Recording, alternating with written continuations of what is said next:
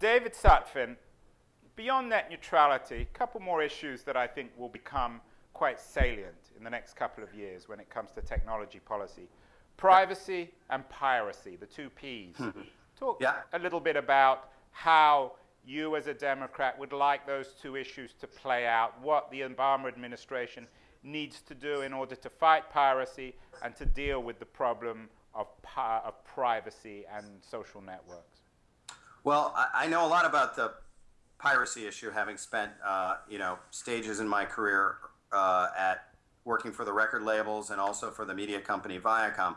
I think, again, in many ways, the debate about net neutrality is not much different than piracy, in that if you look at the same advocates who are strong defenders and promoters of net neutrality, they also happen to be the same people that kind of say, oh, well, piracy is not that big of a deal and we shouldn't worry about it. Well, I mean, clearly the music industry is proof positive of the impact that piracy can have on an industry. And then that's not to say that there weren't some structural problems with the way the music industry was operating, but clearly there's been a profound sea change. So I think, again, if you look at us as a country, we are I think the capital of the world when it comes to intellectual property creation.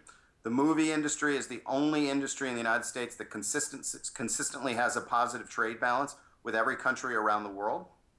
And if we hope to maintain our competitive advantage in these creative, innovative industries, then we need to protect them in the same way that we would protect other industries. And the beauty of advances in technology is that they allow for you to find that balance where consumers can still get access legally to whatever content they want when they want it, and yet you can still provide for interesting business models that allow content creators to get paid for what they create. So I think what the administration needs to understand is it's not an either-or proposition. You can help provide consumers what they want when they want it in an environment in which you protect intellectual property. Advocates and those who say that piracy protection is going to harm consumer rights, again, just want to frame the debate in that way because it's convenient to their kind of political fundraising ends. Now, on the privacy issue, I mean, clearly there's a generational shift going on. The attitudes about what is and what is not kind of privacy have changed.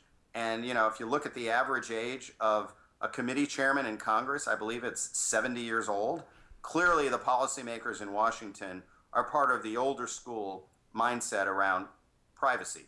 Now, that's not to say that the underlying principles of protecting people's privacy aren't important, but they need to understand that we're living in an environment in which information is, and everything is much more transparent. And I think younger generations are more comfortable with that. I think my bigger concern beyond the personal privacy issues, which I think will always make for kind of emotional and complicated back and forth, are some of the broader cross-border privacy issues. I mean, as you see more technology, platforms, and tools emerge into the cloud, you start to say to yourself, okay, well, how do you manage across the European Union and Asia and South America and the United States, these broader kind of privacy things so that you can, as a company, say to anyone, no matter where you are in the world, you can have access to your information whenever you want it, however you want it. We saw recently with RIM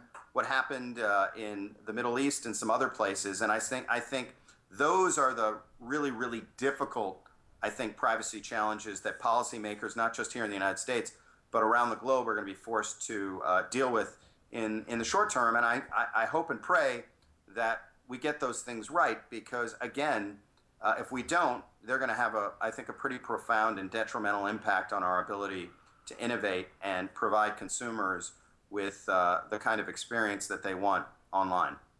Back to the piracy issue very briefly. There's been a lot of talk of civil war within the Republican Party between the Tea Party and the mainstream Republicans. Might we see the same thing within the Democrats, between the unions and the free content people, the people who tend to turn a blind eye to piracy, given that the unions, who represent obviously the traditional blue-collar, working-class people are also very badly impacted by the consequences of piracy on the entertainment industry?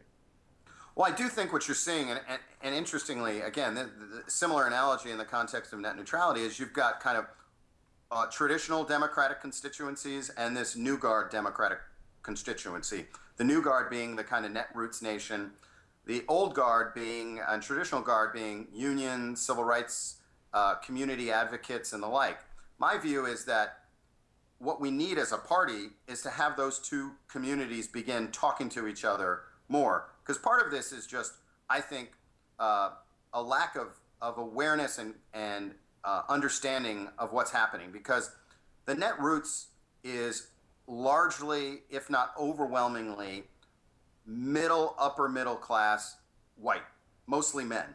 The traditional Democratic base is working, lower class, lots of minorities and others. And sometimes I just feel like there's a disconnect between the two worlds. And the net roots need to understand sometimes that, you know, although this utopian kind of internet-free world that they hope everybody could live in is not the reality that the vast majority of Americans deal with day in and day out. So for you to be so dismissive of some of these things, guess what?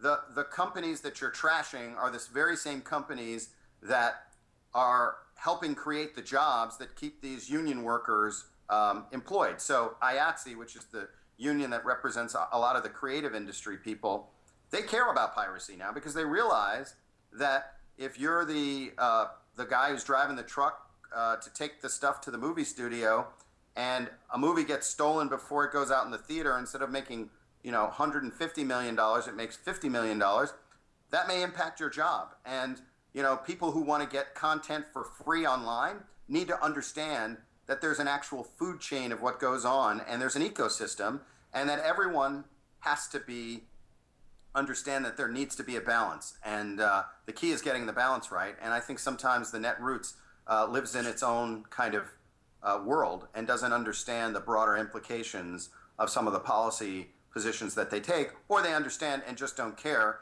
because it helps feed their particular perspective on the issue. We can all come together and chart a path forward where everyone is seeing us move in the direction that we want to move. It's just that nobody may get the entire loaf that they want. They're just going to get half the loaf, and that's fine. On that hungry note, David Sutphen, thank you so much.